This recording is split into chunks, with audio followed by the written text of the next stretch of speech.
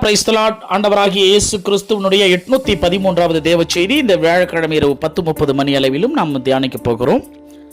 ஒரு அழகிய வசனம், யோவான் புஸ்தகம் 1வது அதிகாரம் 14வது வசனத்திலே, வார்த்தை மாம்சமாக்கி கிருபையினாலும் சத்தியத்தினாலும் நிறைந்தவராய் நமக்குள்ளே வாசம் பண்ணாரு. அவருடைய மகிமையை கண்டோம். இது பிதாவுக்கு ஒரே பேரானவருடைய மகிமைக்கு ஏற்ற மகிமையாகவே இருந்தது. இயேசு கிறிஸ்துனுடைய பிறப்பின் தனித்துவத்தை இந்த வசனம் சொல்லும். அவருடைய பிறப்பே ரொம்ப தனித்துவமானது, தெரியல. இயேசு கிறிஸ்து ஒரு இயற்கைக்கு அப்பாற்பட்ட ஒரு பிறப்போடு இந்த உலகத்தில் பிறந்தார். ஏன்னா ஒரு ஆணுடைய ஈடுபாடின்றி இந்த உலகத்தில் ஒரு சந்ததியை பெருக வேண்டும் என்று சொன்னால் அது கர்த்தராகிய இயேசு கிறிஸ்துவனுடைய அந்த பிறப்பை மட்டும்தான் அந்த உலகத்தில் சான்றா சொல்ல முடியும். ஏன்னா அப்படிப்பட்ட தேவனாகிய கர்த்தராகிய இயேசு கிறிஸ்து தன்னுடைய பிறப்பை இந்த உலகத்தில் ஒவ்வொரு மனிதனும் தன்னுடைய பெற்றோரை இவர்களுக்கு தான் பிறக்கணும்னு சொல்லிட்டு யாராலையும் தீர்மானிக்க முடியாது. ஆனால் இயேசு கிறிஸ்து மாறாக மனித வரலாற்றிலேயே தன்னுடைய பிறப்பை தானே நிர்ணயித்து இந்த உலகத்தில் அவதரிப்பதற்கு முன்னதாகவே தன் பெற்றோரை அறிந்தவர் கர்த்தராகிய இயேசு கிறிஸ்து. ஏன்னா தெய்வ பிறப்புல பரிசுத்த ஆவியினால் பிறந்தார்ல. நம்ம நினைக்கலாம், ஏன் மனிதன் மீது இப்படிப்பட்ட ஒரு அன்பு? உலகத்தில் எவ்வளவு படைக்கப்பட்டிருக்கிறார், ஏன் இப்படிப்பட்ட அன்பு? ஒரு தேவ தூதர்களை கூட படைக்கப்பட்டிருக்கிறார் தெய்வம். தேவ தூதர்கள் மிகவும் விசேஷ சக்தி படைத்தவர்கள். அவங்களால மறைய முடியும், தோன்ற முடியும், மனித உருவு எடுக்க முடியும், எல்லா உதவிகளையும் செய்ய முடியும், அற்புதங்களை செய்ய முடியும். ஆனா அவங்கள கூட தேவனாகிய கர்த்தர் பாவம் செய்யும்போது மன்னிக்கல.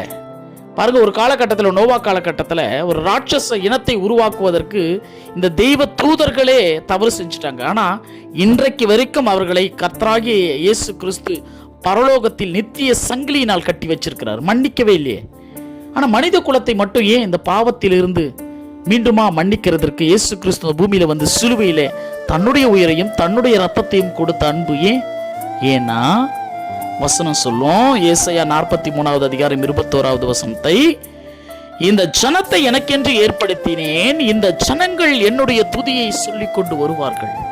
நம்ம ஒரு சிறப்பான ஒரு அவதாரம், கர்த்தருக்கு பிரியமான கடவுளுடைய அந்த சாயல் இருக்குதுல, அந்த சாயலின்படி நம்மை கர்த்தர் படைத்திருக்கிறார். சுவாசமுள்ள யாவும் கர்த்தரை துதிப்பதாக சங்கீத புஸ்தகம் 150வது அதிகாரம் 6வது வசனம் வரும். சுவாசம் உள்ளவைகள் எல்லாமே கடவுளை துதிக்கணுமா. நாம ஜீவ சுவாசத்தை கர்த்தர் கொடுத்திருக்கிறார், என்றைக்கும் அழியாதபடி.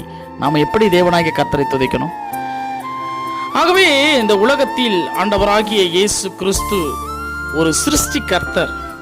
யோவான் புஸ்தகம் 1வது அதிகாரம் 1வது வசனம், இயேசு கிறிஸ்து இந்த அகில உலகத்தை சிருஷ்டித்தார். ஏன்னா இயேசு கிறிஸ்து ஆதியிலே இருந்தார். மனித குலத்திற்காக இந்த உலகத்திற்கு வரும் முன்பே இந்த பிரபஞ்சத்தெல்லாம் அவர் படைச்சாரு, விருட்சங்கள் எல்லாம் உண்டாக்கினாரு. ஆனா தச்சனுடைய ஒரு குமாரனாய் ஒரு மர வேலையை இந்த உலகத்தில் அவர் செய்தார். ஆகவே இயேசு கிறிஸ்து பூமியில் வாழும் மனித குலத்திற்கு தெய்வீகத்தை கொண்டு வந்தது மட்டுமல்லாமல் அவரே மனித குலத்தை பரலோக தேவனிடத்திற்கு கொண்டு செல்லுகிறவருமா இருக்கிறார். அதனால நம்மை புரிந்து கொண்டு நமக்காக பிதாவினிடத்தில் பரிந்து பேசுறாரு, அவருடைய கிருபையை அளிக்கிறாரு. இந்த உலகத்தினுடைய பிரபஞ்ச நிலை குலையாமல் அவர் தாங்கி கொண்டு இருக்கிறாரு. பிதாவினுடைய வலது பரிசத்தில் அவர் வீற்றிருக்கிறார். ஆகவே இந்த மாம்சம், இந்த உடம்பாகட்டும், இந்த ஆவிக்குரிய வாழ்க்கையாகட்டும், இது எல்லாமே இயேசு கிறிஸ்து இல்லைன்னா ஒன்றுமே இல்லாமல் போயிடும்.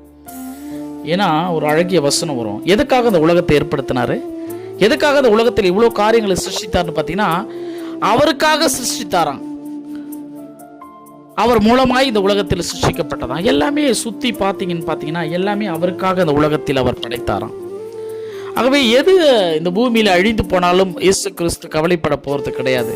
ஆனால் மனித குலம் அழிவதை அவரால் ஏற்றுக்கொள்ள முடியல. அதனாலதான் தன்னுடைய சொந்த உயிரை கொடுத்து அந்த அன்பை காட்டினார். ஒரு மனுஷனும் அந்த பரலோக ரட்சிப்பை எழுந்து போகக்கூடாது. எல்லா மனுஷனும் ரட்சிக்கப்படணும், எல்லாரும் தேவனாகிய கர்த்தரை அறிகிற அறிவை கண்டடையணும். இதற்காகவே அவர் சித்தமுள்ளவராய் அவர் சுற்றி கொண்டே இருக்கிறார். இந்த வார்த்தைகள் உங்களோடு கூட சுற்றுகிறது. இயேசு கிறிஸ்துவை கர்த்தராகிய தெய்வமாக ரட்சகராக நீங்கள் ஏற்றுக்கொள்ள வேண்டும் என்று சொல்லி இந்த வார்த்தைகள் உங்களுக்கு பிரசங்கிக்கப்படும்படியாய் எங்களுக்கும் அவர் கட்டளை கொடுத்திருக்கிறார். உலகத்தினுடைய முடிவு எப்படி வரும்? சகல ஜாதி ஜனங்களுக்கும் கர்த்தருடைய வார்த்தைகள் பிரசங்கிக்கப்படும். அப்பொழுது முடிவு வரும்.